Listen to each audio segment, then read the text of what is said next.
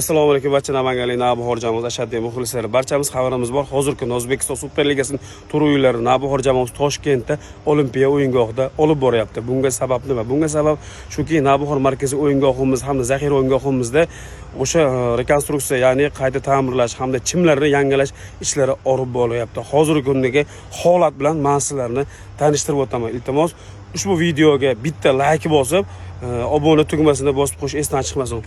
Mana bu hozirgi holatni ko'rib turganingiz ajoyib tabiiy chimdan iborat. Mana bu o'yingohimiz esa Navbahor zaxira o'yingohi bo'ladi.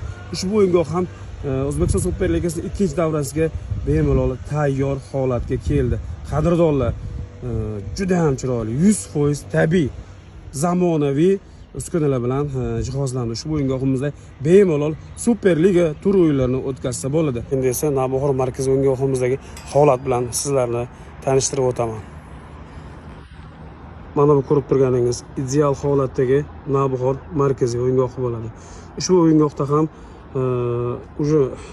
tabiiy maysalar o'tkazib ikki bo'lindi. Xudo xolasa ushbu Navbahor markaziy o'yingohimiz ikkinchi davra o'yinlariga xudo xolasa tayyor holatda bo'ladi. Barcha Navbahor jamoamiz muxlislari ushbu videoga bitta like bosib, Navbahor markaziy o'yingohimizda hozirgi holatda ish so'rayotgan barcha muxlislarga yuborib qo'yamiz. Inshaalloh xudo xolasa ikkinchi davraga stadionimiz tayyor bo'ladi inshaalloh.